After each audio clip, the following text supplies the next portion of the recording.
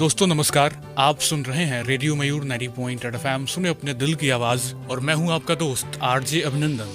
दोस्तों, जैसा कि आप सभी जानते हैं, देश में कोरोना की दूसरी लहर काफी भयावह रूप ले चुकी है और इसमें छपरा शहर भी कहीं अछूता नहीं है।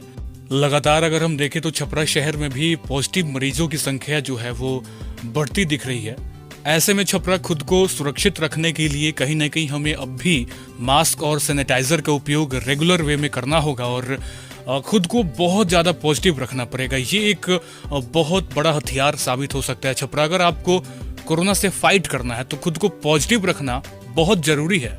इसी क्रम में हमने एक मुहिम की शुरुआत की है और इस मुहिम का नाम है छपरा फाइट अगेंस्ट कोरोना। दोस्तों, इस मुहिम में हम लोग उन लोगों से बात करने वाले हैं जो कोरोना से जंग जीत चुके हैं और इसी क्रम में हमसे खास बातचीत के लिए मौजूद हैं राम सिंह। हमने इनसे खास बातचीत की और जाना कैसे इन्होंने कोरोना की इस जंग को जीता है और खुद को कैसे पॉजिटिव रख पाए। आइए सुनते हैं राम सिंह से की हुई ये खास बातचीत। स्वागत है राम सिंह जी आपका हमारे इस खास प्रोग्राम में। जी बहुत बहुत धन्यवाद आपका। फिलहाल आप कैसे हैं इस वक्त? मैं अभी बहुत सही महसूस कर रहा हूँ, बहुत अच्छा लग रहा है मुझे। राम सिंह जी, आप अपने बारे में कुछ बताइए। आप कहाँ से आते हैं, कहाँ रहते हैं? जी, मेरा नाम राम सिंह है। मैं छपरा से बिलोंग करता हूँ। मेरे गांव का नाम रामू टोला है जी। और मैं पीएचडी कर रहा हूँ बिट्स पिलानी के बिरला गोवा कैंपस से। ओके, तो सर आपको कब पता चला कि आप कोरोना पॉजिटिव हो गए हैं? जी, मुझे ये 28 मार्च को पता चला कि मैं कोरोना पॉजिटिव हुआ हूँ। ओके, कैसे, कब पता चला, कैसे पता चला? आपके अंदर क्या सिम्टम्स आ रहे थे, लक्षण क्या आ रहे थे आपके? जी, इसका शुरुआत ऐसे हुआ कि मैं दोस्त से मिला था उसके कुछ दिन पहले। ओके। और 3-4 दिन तक वो नहीं मिला था तो हमें थोड़ा पता चला कि वो एडमिट है हॉस्पिटल में। अच्छा। और उसको कोविड पॉजिटिव था। हाँ। तो उन्होंने फिर उनसे लिस्ट मांगा गया कॉलेज में कि अच्छा। आप किस किस दोस्तों से कांटेक्ट में थे, तो उस लिस्ट में मेरा नाम था। ओके।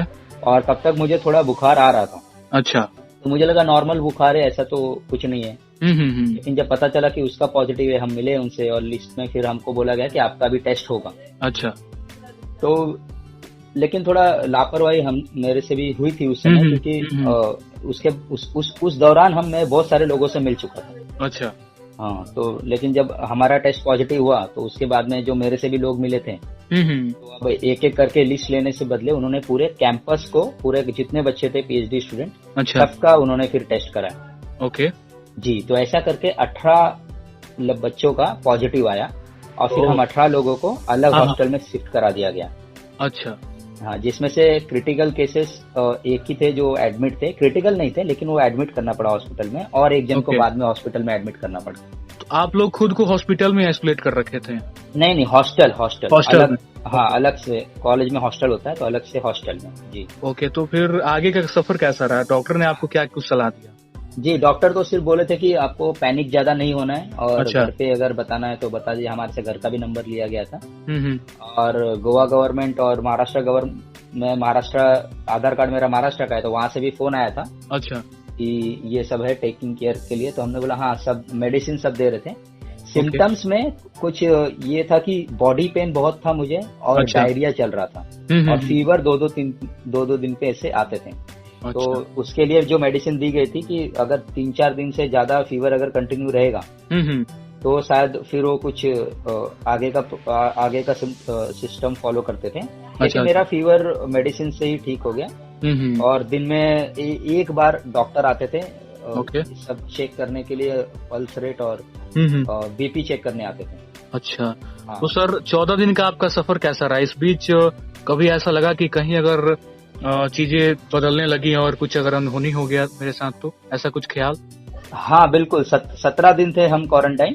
अच्छा। तो उस 17 दिन में इनिशियल स्टेज में जब शुरुआती के दौर पे बहुत डर लग रहा था उसमें कि क्या होगा और कैसे क्या होगा जी। और उस समय जब देखते थे कि एक दोस्त को और एडमिट कराना पड़ गया तो और भी थोड़ा डर था। हाँ। लेकिन उस डर को दूर हुआ। डॉक्टर हमसे मैसेज में भी बात करते थे और इस समय ये था कि कुछ अच्छे दोस्त थे जो मॉरल सपोर्ट इस समय बहुत जरूरी है। मानसिक, क्योंकि कोविड जब होता है तो वो शरीर पे तो आपके प्रभाव करता ही है, लेकिन उससे ज्यादा वो आपके मानसिक तौर पे भी आपको कमजोर कर देता है। तो अगर आप मानसिक तौर पे अगर आप स्वस्थ हैं तो आपका जो ठीक होने की जो प्रबलता है वो ज्यादा बन जाती है। ये इसी प्रकार हो गया, जैसे अगर आप खुश हैं तो खाना खाते हैं तो स्वाद आपको खाने का ज्यादा आता है, अच्छा लगता है। जी जी। दुखी होके खाना खाएंगे तो अच्छा खाना भी आपको सही नहीं लगेगा। सर आपने घर को कैसे मैनेज किया? घर पे जब ये जानकारी पहुंची, चूंकि आप बाहर पढ़ाई कर रहे हैं, तो घर पे जब ये जानकारी पहुंची तो घर पे क्या सीन हुआ? घर पे उनको बोल दिया था मैं कि डरने की कोई बात नहीं है, डॉक्टर यहाँ पे सब टेक केयर कर रहे हैं। और हमारे कुछ मतलब डॉक्टर से भी वहां से फोन आया था घर पे कि आपको कुछ चिंता करने की जरूरत नहीं है, जैसे हम यहाँ पे पूरा ख्याल रख रहे हैं। हाँ। तो फैमिली ठीक थी, मतलब खाली वो दिन में 2-3 बार या बहुत बार फोन आता था कि अब कैसा है क्या है जी। स्टार्टिंग में वो भी बहुत थे चिंतित थे, लेकिन हाँ 10-11 दिन के बाद जब चीजें नॉर्मल होने लगी और दवाई जो कोर्स था वो होने लगा, खत्म होने लगा, तो उनको फिर सही लगने लगा। बातों से ही उनको सही लगा कि हाँ चलो ठीक है, ख्याल रखा जाए। सर अभी आपने जिक्र किया कि मेंटली प्रिपेयर रहना पड़ेगा इस बीमारी में। आपके आसपास भी कई सारे दोस्त थे जो कोरोना पॉजिटिव हो चुके थे, तो ऐसे में खुद को आपने पॉजिटिव कैसे रखा? खुद को मोटिवेट आप कैसे कर पा रहे थे? जी, दोस्त जो थे सब पॉजिटिव ही थे। हम शाम को इकट्ठा होकर कुछ गेम खेलते थे, अच्छा, जिससे थोड़ा मेंटली ये होता था। और एक चीज था कि मैं पहले से थोड़ा योगा एक्सरसाइज करता था, ओके। लेकिन इस दौरान मैं मेडिटेशन जरूर करता था रोज सुबह।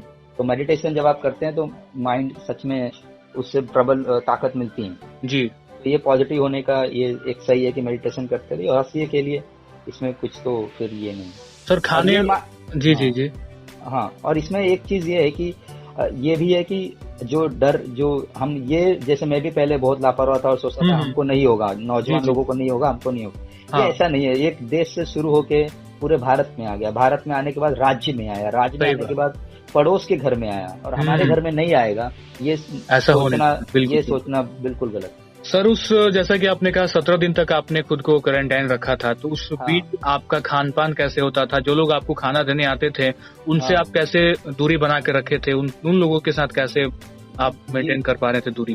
जी अभी घर का तो बात अलग होता। अगर हम हॉस्टल में थे तो मेस से खाना आता था जी, और जो खाना था उसमें जो उनको प्रिस्क्राइब किया था बिना तेल का खाना, बिना ज्यादा मसाले वाला, ओके। और सुबह खाना, सुबह ब्रेकफास्ट, दोपहर में लंच, शाम को स्नैक्स और रात को डिनर, ओके। और साथ में एक पैकेट फल का आता था। तो वो जब आते थे तो वो वहाँ पे रख देते थे गेट खोल के, और वो जो सिक्योरिटी गार्ड थे वो बाहर चले जाते थे। उसके बाद हम जाके अपना कलेक्ट करके हम खाते थे, और सब डिस्पोजेबल पैक में आता था, खा के वो सीधा फेंक देना होता। ओके। और जो नॉनवेज खाते थे उनके लिए अंडा आता था रोज, और जो वेज खाते थे, जैसे मैं वेजिटेरियन हूँ तो हमारे लिए पनीर आता था। ओके।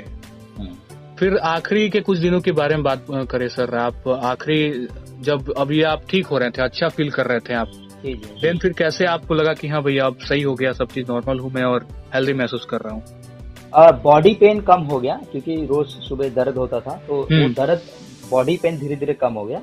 अच्छा। और जो फीवर आना बंद हो गया। उसके बाद में डायरिया मतलब ठीक था, क्योंकि जब हम वॉशरूम भी जाते थे तो येलोइश टॉयलेट होते थे और डायरिया होता था, तो वो लास्ट के दिनों में 10 दिन के बाद चीजें नॉर्मल होने लगी, वो कम होने लगा, और कॉन्फिडेंस थोड़ा अच्छा लगने लगा, अच्छा फील होने लगा। सर जो लोग भी ऑडियो क्लिप सुनेंगे उनके लिए एक आखिरी संदेश आप क्या देना चाहेंगे इस कोरोना महामारी में, और खुद को कैसे पॉजिटिव रखें बोल?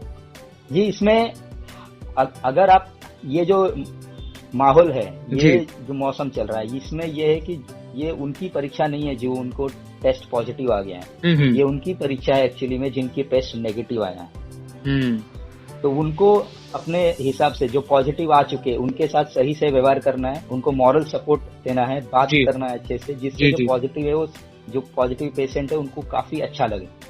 बिल्कुल, ये चीज है। और दूसरी है सुरक्षा, जो गाइडलाइन है वो आपको फॉलो करना है। हफ्ते में जैसे 1 महीने का राशन पूरा भर लीजिए अगर है तो, और सब्जी जो है 4-4 दिन में भरी, बेवजह तो आप जाइए मत। और पहली बात है कि ये दिमाग से आप हटा दीजिए कि हाँ हमको नहीं होगा, और ये भी हटा दीजिए कि होगा तो ज्यादा प्रॉब्लम होगा।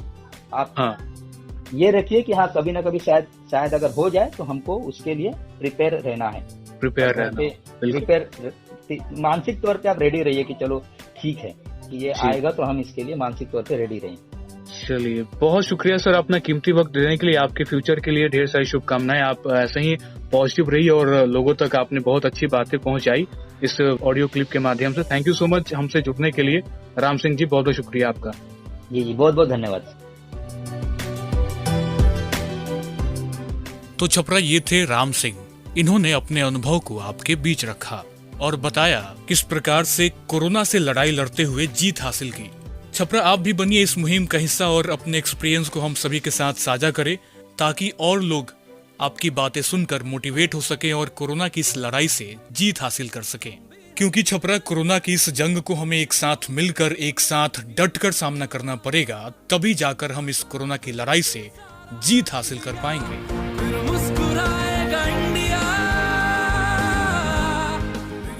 छपरा फाइट अगेंस्ट कोरोना, लड़ेंगे, जीतेंगे।